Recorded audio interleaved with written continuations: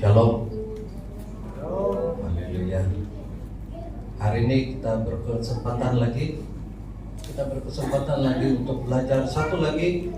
Dia masih dalam tema sepanjang bulan Agustus ini, yaitu tema bulanan kita kasih karunia dan pertumbuhan rohani. Dan pada minggu ini kita belajar dengan tajuk yang baru, yaitu kasih karunia yang membentuk karakter Kristus dalam hidup kita. Nah, apabila kita bercakap tentang karakter ini adalah style orang. Nah, kita katakan style orang. Setiap pribadi orang dia ada style masing-masing, dan kita memahami itu sebab macam saya, 5 orang anak pun, satu orang pun tidak akan sama. Dia ada karakter masing-masing. Ada yang pemalu, ada yang terlampau periang, ada yang pura-pura malu tapi tidak malu. Tapi sebenarnya setiap kita ini ada pribadi, ada karakter kita masing-masing. Dan hari ini kita belajar bahwa karakter Kristus yang ada dalam diri kita itu dibentuk karena Tuhan sangat mengasihi kita. Kita akan belajar bagaimana kasih karunia membentuk karakter Kristus dalam diri kita. Mari kita lihat dalam ayat tema dalam khotbah ini, ialah kita ambil dari Titus 2 ayat 11 hingga 12. Titus 2 ayat 11 hingga 12. Boleh baca juga dalam paparan kita. Sebab kasih karunia Allah yang menyelamatkan semua manusia sudah nyata. Ia mendidik kita supaya kita meninggalkan kefasikan dan keinginan-keinginan duniawi, dan supaya kita hidup bijaksana, adil, dan beribadah di dalam dunia sekarang ini. Nah, haleluya. Jelas sekali apa yang tema, maksud saya tajuk pada minggu ini kita belajar, yaitu sebab kasih karunia Allah. Kasih karunia Allah yang menyelamatkan semua manusia nyata, bukan pura-pura, sangat nyata. Dan dia mendidik kita supaya kita meninggalkan kefasikan kita, meninggalkan kebiasaan-kebiasaan buruk kita. Kita katakan kita ini manusia, memang ada kelemahan-kelemahan kita. Tapi karena Yesus ada di dalam kita, kita di dalam Yesus, kita diajar untuk hidup bijaksana, adil, dan beribadah di dalam dunia sekarang ini. Jadi apabila kita lihat tajuknya saja, kita tahu bahwa orang percaya bukan sedang berusaha menjadi seperti Kristus. Mereka sudah diciptakan baru dalam Kristus. Nah, dengarkan baik-baik. Orang percaya bukan sedang berusaha, bukan dia sedang berusaha menjadi seperti Kristus. Seperti ada satu lagu, mau sepertimu Yesus yang dipukul-pukul. Tidak. Kita bukanlah mau menjadi seperti Kristus yang kita mau ambil balik apa yang sudah Yesus lakukan di kayu salib. Tapi kita yang percaya, apabila kita percaya bahwa karya penyelamatan Yesus di kayu salib, Yesus ada di dalam kita, kita ada di dalam Yesus, kita diciptakan baru. Kita adalah ciptaan baru. Nanti kita akan belajar apa itu ciptaan baru.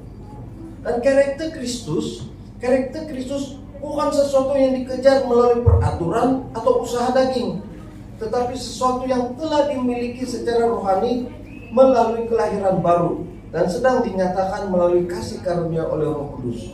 Nah, kita belajar bahwa apabila kita orang-orang percaya ini, kita diberikan karakter baru, kita diubah dari dalam. Kita diubah dari dalam sesuai dengan karakter Kristus. Yang saya katakan tadi, kita masing-masing ada karakter. Mungkin dulu macam saya kurang sedikit mengawal saya punya temperamen, saya punya kawalan marah saya. Saya tidak katakan hari ini saya terbaik, tidak, masih lagi kuat marah nih, masih lagi kuat marah. Tapi apabila kita cepat beringat bahwa kita tidak sempurna. Yang menyempurnakan kita adalah Yesus. Yang menyempurnakan segala kelemahan kita adalah Kristus. Dan itu bukan sesuatu yang kita berusaha. Hari ini saya mau berusaha mau jadi baik. Hari ini saya berusaha tidak mau marah-marah. Bukan. Itu tidak diusahakan. Dia berlaku secara rohani, di mana sadar tidak sadar kita tahu kita belajar sesuatu yang baru. Mungkin dulu kita tidak, macam kita berat betul mau menolong, berat betul ada alasan kita. Tapi secara sadar tidak sadar kita menolong orang tanpa kena suruh, tanpa kena paksa. Kita nampak kelemahan kita terus tetap apa masalah begitu. Kalau dulu kita tengok saja, biarlah dia urus sendiri, pandai pada itu. Tidak. Tapi kita berubah secara kita tidak sadar. Itu yang Tuhan katakan, kita adalah ciptaan baru. Kita diubah mengikut karakter Kristus. Nah, apabila kita belajar dalam tajuk ini, kasih karunia membentuk karakter Kristus dalam diri kita, tujuan khotbah kita pada pagi hari ini adalah yang satu, menyadarkan jemaat bahwa mereka sudah memiliki karakter Kristus secara rohani karena bersatu dengan Kristus. Ini yang saya katakan tadi, kita di dalam Kristus, Kristus di dalam kita. Jadi kita sudah memiliki, bukan bentuk-bentuk baik, adil, tidak. Kita sudah memiliki, sebab Yesus memiliki segala karakter-karakter yang baik. Yang kedua, menerangkan bahwa kasih karunia bukan hanya mengampuni, bukan hanya mengampuni, tetapi menyatakan identiti ilahi yang sudah diberikan. Ada beberapa kita akan lihat identiti Allah selepas ini. Dan sebenarnya apabila kita mau bercakap tentang karakter Allah, banyak betul karakter Allah yang baik-baik. Siapa bilang Allah tidak pemarah-marah, tapi dia marah bertempat. Siapa bilang Allah tidak pandai murka, tapi di murka dia bertempat. Itu karakter Allah, memiliki segala-galanya, terutama yang terbaik. Nomor 3, mendorong jemaat untuk tetap percaya dan tinggal dalam kebenaran yang sudah dikaruniakan, bukan tertipu oleh usaha daging. Nah, kita akan belajar melalui khotbah ini, kita akan belajar bahwa untuk tetap percaya dan tinggal dalam kebenaran. Mari kita lihat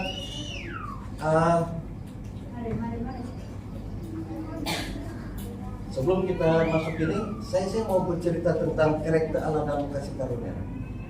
Karakter Allah dalam kasih karunia, apabila kita baca dalam Alkitab, ada banyak yang terbaik. Allah itu pengasih dan penuh belas kasihan. Jadi kasih karunia lahir dari hati Allah yang peduli dan mau menolong manusia yang terjatuh dalam dosa. Kita boleh baca itu nanti dalam Mazmur 103 ayat 8, di mana Allah itu penuh dengan kasih dan belas kasihan. Mereka yang terjatuh dalam dosa Tuhan tidak biarkan, malahan dia mau menolong. Itulah sikap karakter Allah, suka betul menolong. Yang kedua, Allah murah hati. Allah murah hati, dia memberi berkat, pengampunan dan keselamatan bukan karena kita layak, tetapi dia memilih untuk mengasihani. Tuhan yang memilih untuk mengasihi kita. Kita ini berdosa, tapi bukan karena kita ini tiba-tiba saya itu sudah habis sembahyang, saya pandai sudah berdoa, jadi saya layak untuk terima berkat, pengampunan, keselamatan. Bukan itu yang Tuhan pandang. Memang sikap karakter Allah yaitu karakter dia yang memilih untuk mengasihani kita. Yang ketiga, Allah setia pada janjinya. Allah setia pada janjinya, di mana kasih karunia menunjukkan bahwa dia konsisten, dia setia memenuhi rencana keselamatan bahkan ketika manusia gagal. Itu kita boleh baca nanti dalam 2 Timotius 2 ayat 13. Pada masa kita gagal, siapa yang berani mengaku dia tidak pernah gagal. Kita adalah manusia-manusia yang gagal. Tapi apa yang Tuhan berikan? Dia setia, dia bagi tahu, dia memenuhi rencana keselamatan. Dia tidak pernah abaikan kepada mereka yang gagal. Satu saja Tuhan mau, percaya karya penyelamatnya Yesus di kayu salib. Karena karakter Allah yang begitu baik, Allah yang begitu baik memilih untuk menyelamatkan kita. Tidak memilih untuk meninggalkan kita, tapi memilih untuk menyelamatkan kita. Allah sabar dan panjang sabar. Pemecah itu Allah sabar dan panjang sabar. Seperti manusia, ada manusia yang sabar, tapi dia akan katakan, jangan cabar-cabar saya punya kesabarannya ada had. Dia bilang, dia punya kesabaran ada had. Tapi kalau Bapa kita di surga, kesabaran dia panjang sabarnya. Apapun yang sudah kita lakukan, apapun yang kelemahan-kelemahan kita, Tuhan tidak pernah pandang itu sebagai dia kasih jatuh hukuman. Kenapa begitu? Dia tidak cepat menghukum, dia memberikan waktu orang bertobat. Itu boleh kita baca dalam 2 Petrus 3 ayat 9. 2 Petrus 3 ayat 9. Mungkin bagus juga kalau kita baca sama-sama kan dalam petikan-petikan yang saya baca tadi.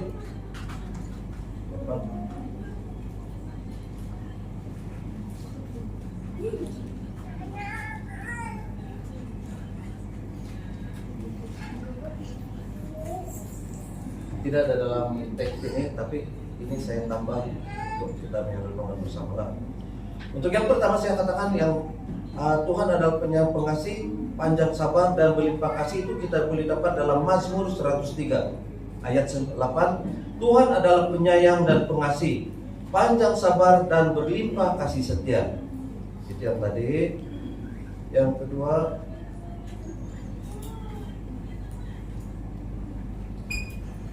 itu kita tidak perlu berusaha, dan bukan usaha kita, ya kita boleh ambil dalam Efesus 2 ayat 8. Sebab karena kasih karunia kamu diselamatkan oleh iman. Itu bukan hasil usahamu, tetapi pemberian Allah. Nah, pemberian Allah. Itu yang saya katakan tadi, dia memberi berkat, pengampunan dan keselamatan. Yang ketiga, Allah setia pada janji, kita boleh baca dalam 2 Timotius 2 ayat 13.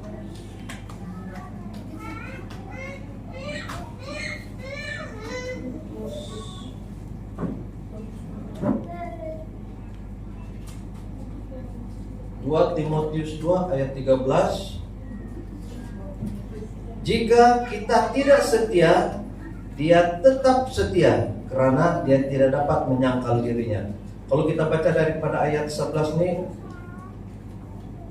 karakter Allah sangat istimewa. Saya baca, kita dengar ya.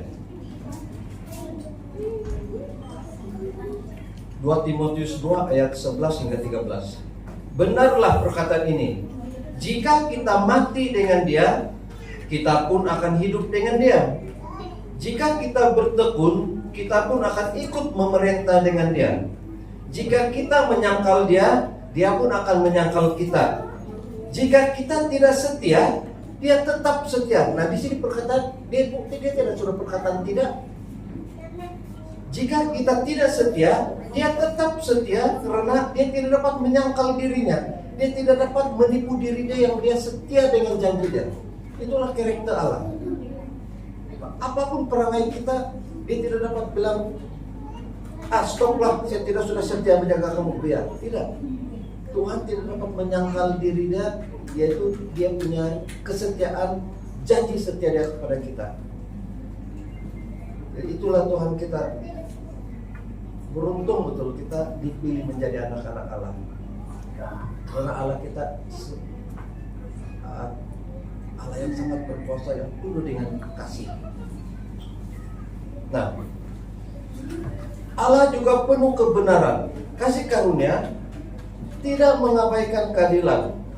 Dosa dibayar melalui pengorbanan Yesus Kristus, sehingga keselamatan kita sah di hadapan hukum Allah. Nah, Allah penuh kebenaran. Dan itu yang saya katakan tadi, Allah ini Dia cemburu ada, marah ada, murka ada.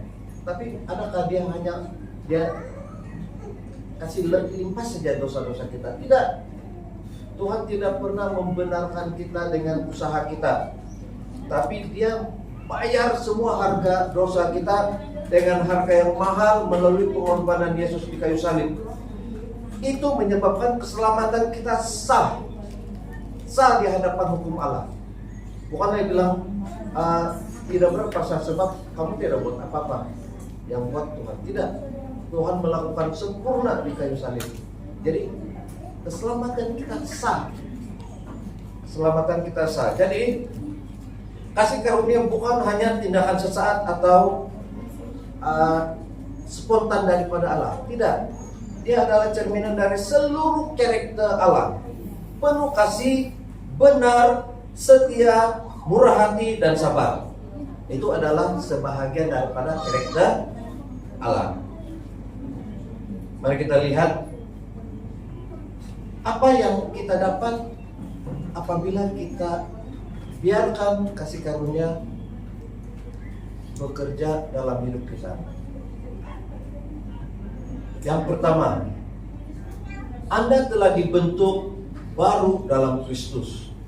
Dalam 2 Korintus 5 ayat 17, jadi siapa yang ada di dalam Kristus, ia adalah ciptaan baru. Yang lama sudah berlalu, sesungguhnya yang baru sudah datang. Haleluya, kita adalah ciptaan baru. Walaupun tubuh badan saya tetap begini, kita adalah ciptaan baru. Tidak membawa kesan pun fisikal kita apa-apa semua, tapi kita tahu dari dalam kita adalah ciptaan baru. Macam sekarang saya punya hidung ini mancung ke dalam. Apabila saya menerima Yesus, tidak semestinya saya ciptaan baru, tiba-tiba saya punya hidung terus mancung keluar. Dia tetap mancung ke dalam. Tapi kita diubah dari dalam.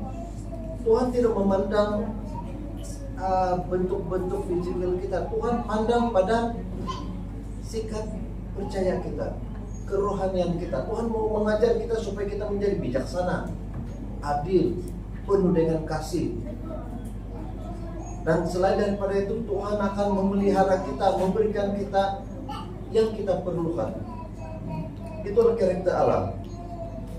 Karakter lama telah disalibkan bersama Kristus. Kita boleh baca dalam Galatia 2 ayat 20. Karakter lama kita, itu yang dia katakan, semua sakit penyakit kita, semua kelemahan kita dipakukan di salib semasa Yesus melakukan menyempurnakan karya penyelamatan di kayu salib. Karakter lama kita, jangan kita pandang-pandang apa yang kita pernah buat dahulu. Memang itu tinggal kenangan, sebab kita ada ciptaan baru. Kita bukan lagi berdosa yang cuma menjadi benar. Kita adalah orang benar karena darah Yesus. 2 Korintus 5 ayat 21. Nah, kita bukan berdosa, bukan lagi yang berdosa untuk mencari kebenaran. Apabila kita berada dalam satu situasi, kebenaran yang kita dapat itu bukan usaha kita, semua karena Yesus.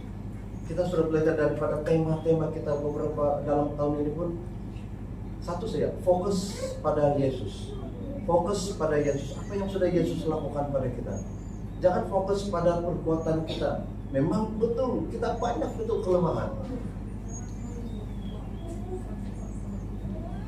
Jadi apa yang dibentuk baru dalam Kristus adalah kita. Di dalam kita adalah ciptaan baru. Oke, kita lihatlah yang kedua. Kasih karunia mengungkapkan yang sudah ditanamkan. Apa yang sudah ditanamkan dalam rohani kita? Efesus 4 ayat 24. Dan mengenakan manusia baru yang telah diciptakan menurut kehendak Allah di dalam kebenaran dan kekudusan dan sesungguhnya. Karakter Kristus sudah ada dalam roh kita. Kasih karunia mengajar dan membimbing kita supaya hidup menurut identiti itu. bukan membentuk kita dari luar, tetapi menyatakan apa yang sudah ada di dalam. Apabila baca dalam Efesus 4 ayat 24 ini, saya teringat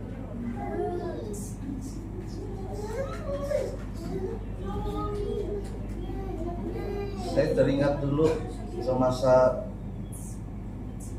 saya suka berada, saya tidak mau sebelum saya bertobat, saya tidak suka mau menyertai kegiatan-kegiatan seperti ini. Memang dong si Eng, si Iko lebih dulu lagi yang ikut-ikut di gereja lah. Walaupun hanya ikut-ikut, tapi ada pernah satu hari saya tidak tahu si Eng masih ingat kan tidak. Inilah petikan yang dia cakap pada hal itu selepas balik dari gereja. Dia bilang, Uncle Denny cakap, begitulah dulu masa dong budak-budak. Dia bilang, Uncle Denny cakap manusia baru. Dan aku dengar Uncle Denny cakap, apa itu manusia baru? Dia berubah, dia akan cerita baru. Dia punya gaya-gaya lama hilang, dia jadi orang yang baru. Timbul di hati saya, sebab apabila dia cakap begitu, saya bilang saya macam apa ini budak kecil mengajar orang tua. Saya bilang, sampai saya cakap, dong sendiri-sendiri saya kayak itu aja bilang. Betul. Saya ada pikiran begitu yang mantang-mantang. Dulu saya diam-diam di rumah. Sebab saya sukar untuk saya bergerak kalau kepala pening. Saya mengawal saya punya kegiatan bisa malam, saya telepon berakhir sampai pagi. Jadi kalau besok dari pagi dia cakap pasal manusia macam tersindir. Sebab itu sendiri-sendiri saya kah itu. Tapi dalam masa saya tersindir itu saya buka Alkitab, dan inilah di Efesus lah yang dia beritahu. Kalau kita baca dalam Efesus, dia punya tajuk itu manusia baru tuh di sana. Manusia baru. Dan apabila saya baca di sana kan, saya betul saya tersindir, tapi bukan tersindir yang lain, saya tersindir yang lain-lain perasaan saya. Wah, begitukah saya? Padahal saya selama ini semasa berada di denominasi yang lain, bukan lagi pengurusi Benny, pengurusi. Tapi kalau ada perayaan-perayaan yang utama, saya utamakan dulu makan dan minum. Yang lain-lain itu saya kasih belakang. Yang penting orang makan, kenyang, minum puas sampai kurang belang, ada lebihan lain untuk bisa. Itu yang saya titik beratkan dulu. Tapi apabila si Eng cakap begitu kan, selalu lah. Sebab dia orang itu selalu kena bawa. Dulu dia orang pun panggil Cip juga si pendatang Melitus. Kalau Melitus cakap, timbul tuh hati saya, coba tunggu sendiri saya gitu aja. Tapi sebenarnya itulah cara Tuhan bekerja. Itulah cara Tuhan bekerja. Jadi tidak pandang pun siapapun di hadapan kita, sama ada anak kecil kan, dewasa kan, atau siapa saja, Tuhan bekerja dengan penuh ajaib dengan cara dia. Dan apabila saya sudah mulai baca tentang manusia baru, saya percaya ada sesuatu yang ini yang saya katakan, kita diubah dari dalam, bukan diubah daripada apa, dari dalam sendiri. Pada masa yang saya sakit telinga pun, mulai sudah saya memberanikan diri datang pergi gereja, dan tempat duduk saya adalah yang di belakang. Saya suka duduk di belakang sebab saya malas kalau duduk di depan. Saya rasa macam minta pulang.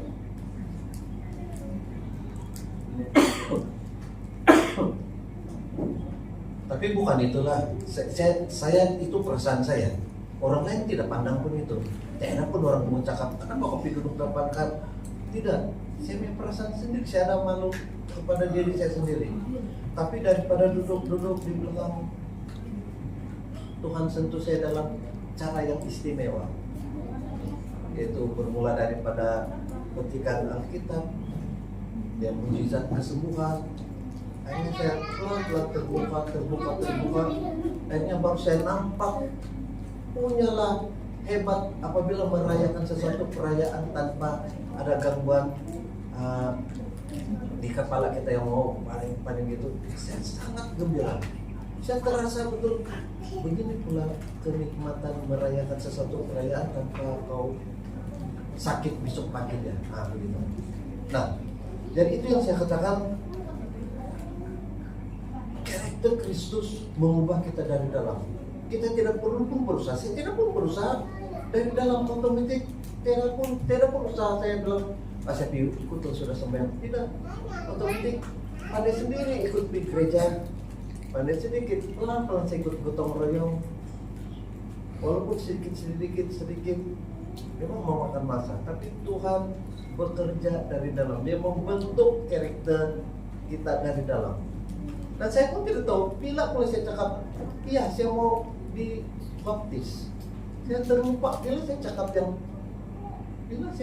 tidak ingat, bila saya cakap saya mau dibaptis. Yang saya tahu, saya mengikuti, saya berjalan aktivitas gereja sehinggalah pada masa baptis. Dan saya tidak pernah ingat, betul-betul saya tidak ingat, saya tidak tahu bagaimana perjalanannya. Dan itu yang saya percaya, Tuhan merubah kita dari dalam. Dia mengubah karakter kita pelan-pelan. Dia tidak akan buat kita drastik. Dan banyak yang Tuhan lakukan kepada saya, sehingga saya tidak boleh menafikan Tuhan kita sangat baik. Terlalu banyak yang saya mau berkatakan tentang kebaikan Tuhan. Bukan satu saja, tapi banyak. Karena saya percaya saudara-saudara yang ada di sini juga mengalami bagaimana Tuhan menolong. Pada saat kita sakit, pada saat kita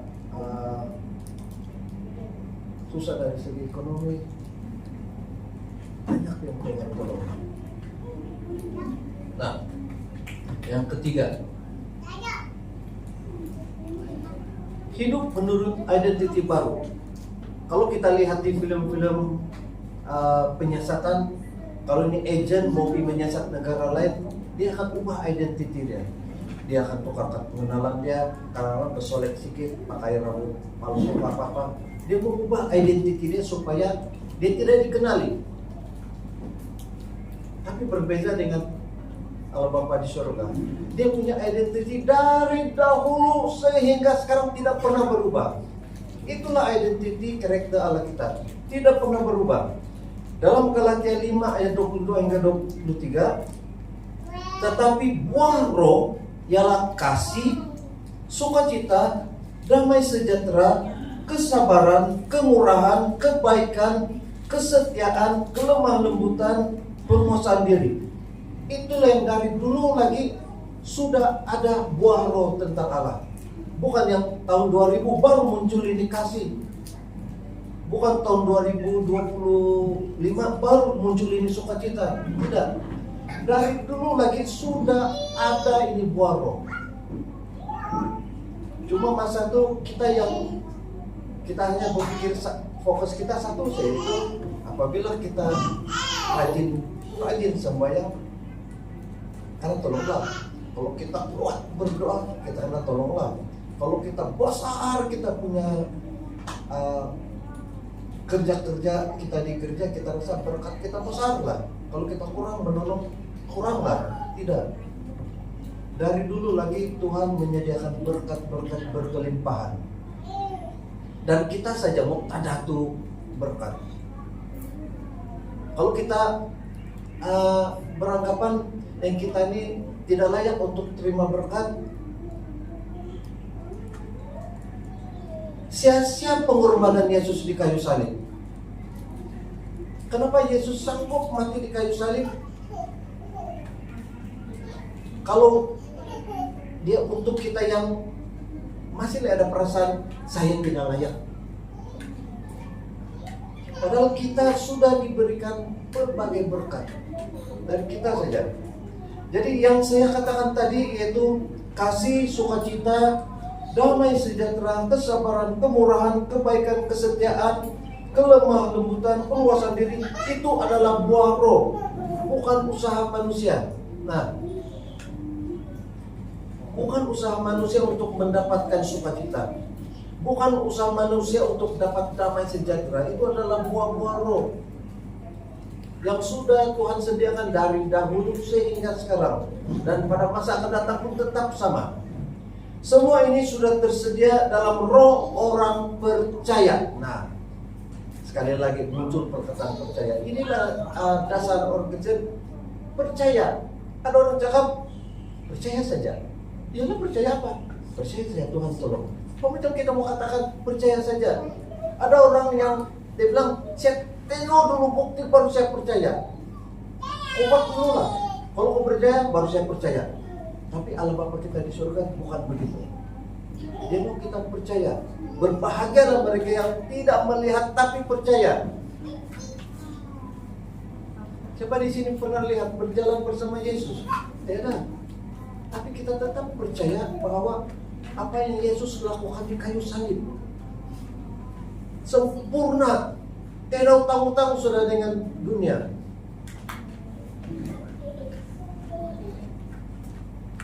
Kita hanya perlu tinggal dalam Yesus dan mempercayai siapa kita di dalam Dia. Yesus di dalam kita, kita di dalam Yesus. Fokus pada Yesus, pandang pada Yesus. Belum lagi kita pernah dengar Yesus seorang yang berbeza daripada yang kita kenal. Apabila kita sebut Yesus saja, kita teringat semua perbuatan baik Yesus, semua apa yang sudah Yesus lakukan di kayu salib. Dan inilah yang hidup menurut identiti baru. Identiti baru kita berdasarkan apa yang Tuhan berikan. Tuhan memberikan kita kasih, sukacita. Itu semua ada dalam karakter Kristus.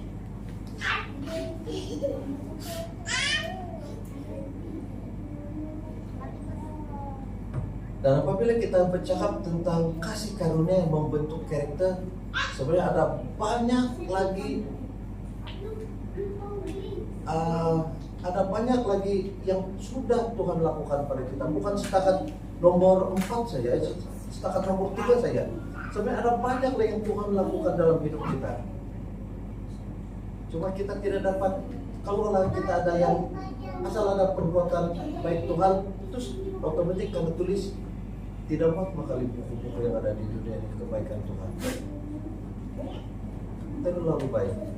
Nah, kita lihat intisari message khotbah kita pada pagi hari ini.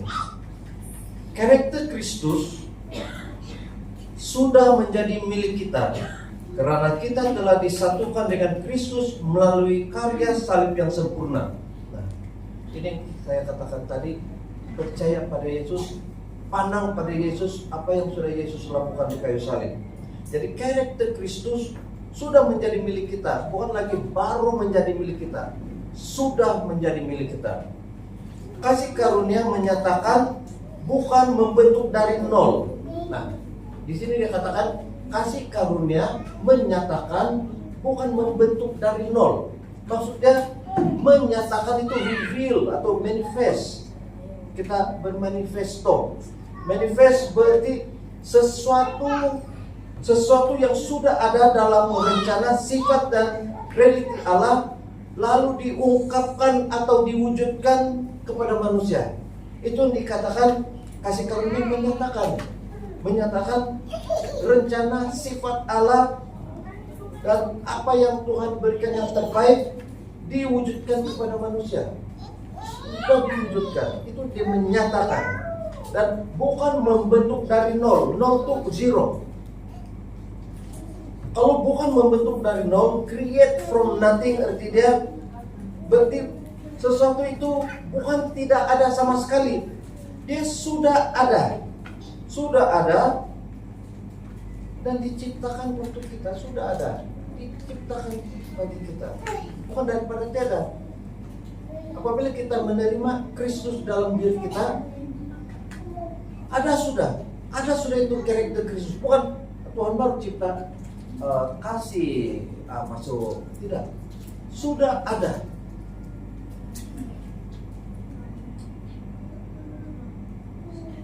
Dan Tuhan tidak pernah terlambat untuk memberikan kita yang terbaik.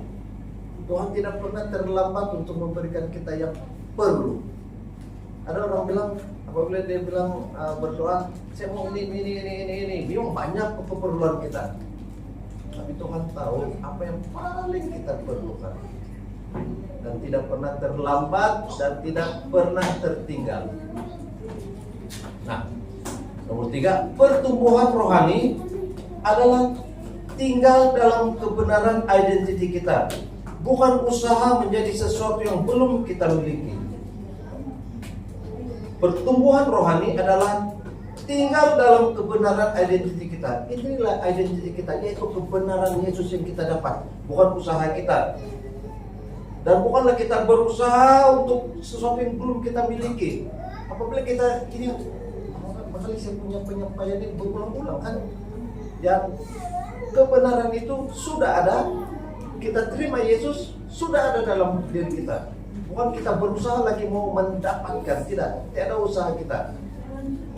Dan yang keempat, kita berubah bukan karena rasa bersalah, tetapi karena kesadaran bahwa kita telah ditebus dan dikasihi sepenuhnya. Seseorang yang berubah sikap daripada sikap dia dulu, tiba-tiba kita lihat macam juga ada banyak kesaksian seorang pembunuh. Apabila dia disentuh, apabila dia mendapat lawatan daripada Tuhan, dia berubah. Dia buat metanoia 300 darjah, dia pusing daripada seorang yang bengis pembunuh, dia boleh buat metanoia. Bukan dia buat, Tuhan buat metanoia untuk dia. Berpaling 360 darjah, meninggalkan sikap-sikap yang dulu, sikap-sikap yang tidak baik di mata manusia. Dan banyak kesaksian ini kita jumpa, kita sudah dengar. Berubah daripada sikap-sikap yang tidak baik menjadi seorang yang dipakai Tuhan. Ada ramai pendeta-pendeta yang begitu. Dahulu mereka hidup dalam keadaan begini, tapi selepas ada pengalaman bertemu dengan Tuhan, mereka buat metanoia, beralih arah 360 derajat. Dan ini yang dikatakan kita berubah bukan karena rasa bersalah kita. Memang kita orang bersalah, tapi Yesus sudah mengambil rasa bersalah kita, sudah memakukan itu di kayu salib. Dan kita apabila terima Yesus sebagai juru selamat, kita adalah ciptaan baru. Apabila ciptaan baru, ini baru, tidak ada kena-mengena lagi dengan yang lama. Biarlah yang lama. Sebab itu semua sudah diangkat oleh Yesus, dipakukan di kayu salib. Inilah kesadaran kita bahwa kita telah ditebus dan dikasihi sepenuhnya. Kita ditebus, dikasihi. Karena kita tahu bukan harga yang murah Tuhan bayar segala dosa kita. Sangat mahal.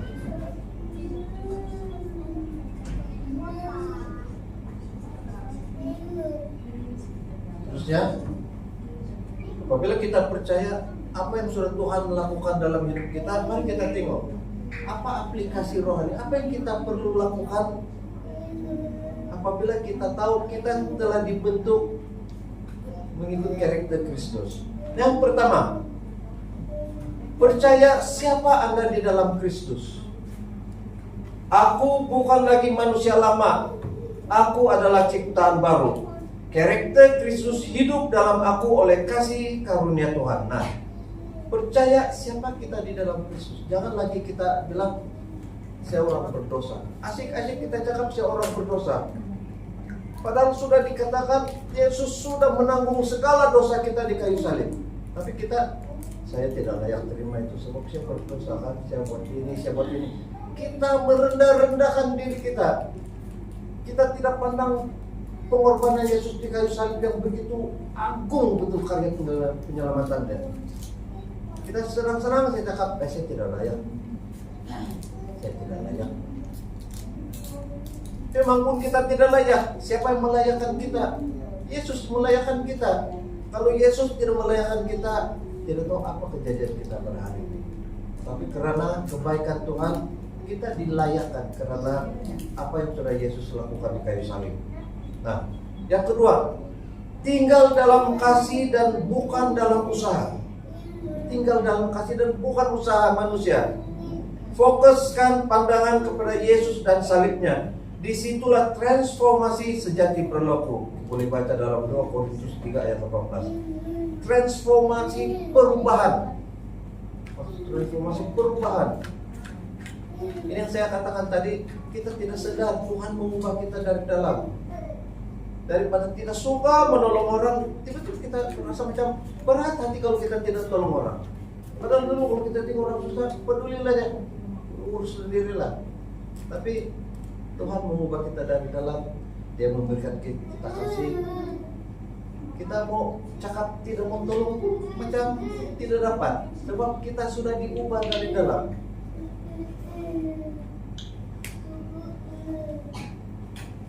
Jadi fokuslah pada Yesus dan karya salib. Yang ketiga, hindari kembali kepada hukum dan rasa bersalah.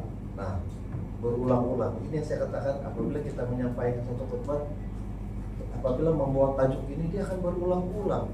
Ini dikatakan penegasan. Jadi hindari kembali kepada hukum dan rasa bersalah. Jangan tertipu oleh suara daging atau iblis yang berkata, kau masih belum cukup baik. Yesus sudah menjadikanmu cukup baik melalui salib. Saudara-saudari terkasih, terus terang saya katakan, apabila kita melewati hari-hari yang susah, hari-hari yang getir bagi diri kita, kita akan mendengar bisikan. Kita akan mendengar macam saya, apabila saya berada masalah-masalah, ada bisikan. Nah, jangan ada bisikan yang mengatakan selalu menuduh kita apa yang kita buat itu tidak cukup. Ada bisikan-bisikan yang mengatakan apa yang sudah kita lakukan itu tidak cukup. Malahan pandai kasih timbul balik apa yang kita rasa dahulu sehingga kita merasa bersalah. Yang kita katakan, ya kan, mungkin ini terjadi pasal saya rubah. Tiba-tiba kita boleh terfikir begitu. Saudara-saudari, iblis ini tidak pernah berhenti untuk memberitakan berita palsu.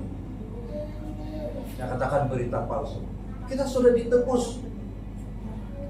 Dosa kita, segala dosa kita, segala kekurangan kita, segala kita punya kekurangan, Tuhan sudah sempurnakan. Apalagi dosa, kita adalah orang-orang yang dimerdekakan.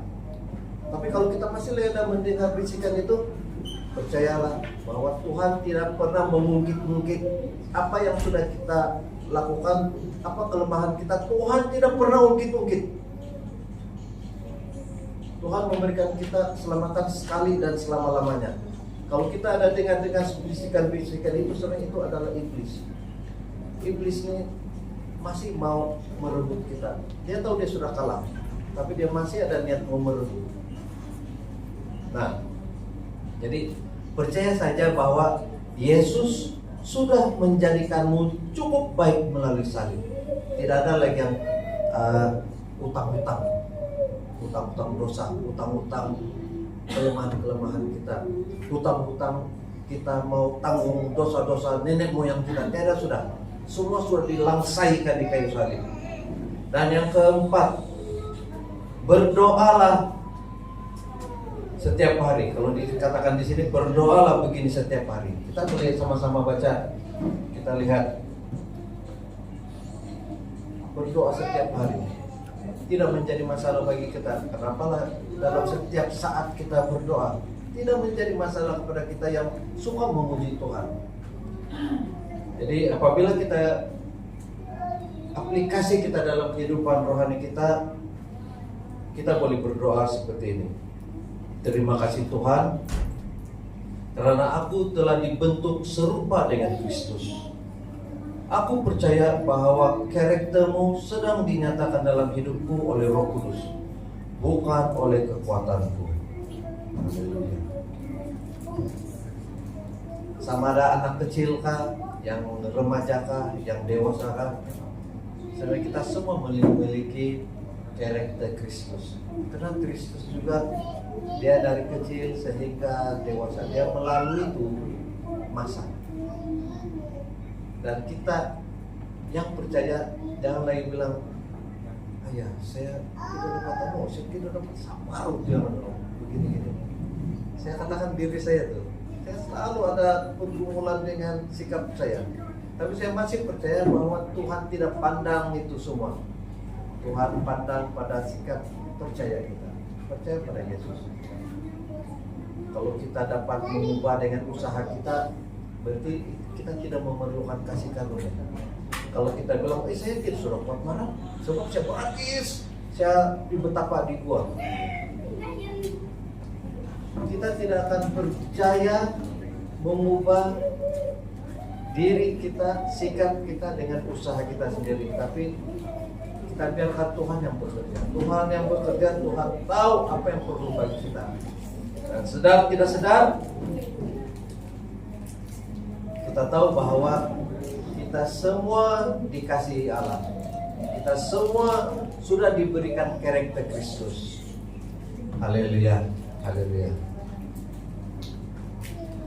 Sampai di sini perkongsian kita untuk tema kita, tajuk kita yaitu kasih karunia yang membentuk karakter Kristus dalam hidup kita. Mari kita sama-sama berdoa. Saya baca doa melalui penutup doa ini. Mari sama-sama berdoa. Bapa yang penuh kasih, aku bersyukur karena di dalam Yesus aku telah dijadikan baru. Karakter Kristus bukan sesuatu yang aku kejar, tetapi sesuatu yang telah Engkau tanam dalam diriku. Aku percaya akan kasih karunia-Mu yang mengungkapkan siapa aku di dalam Engkau. Biarlah hidupku menjadi cerminan siapa Yesus yang ada di dalamku. Dalam nama Yesus aku berdoa. Amin. Haleluya.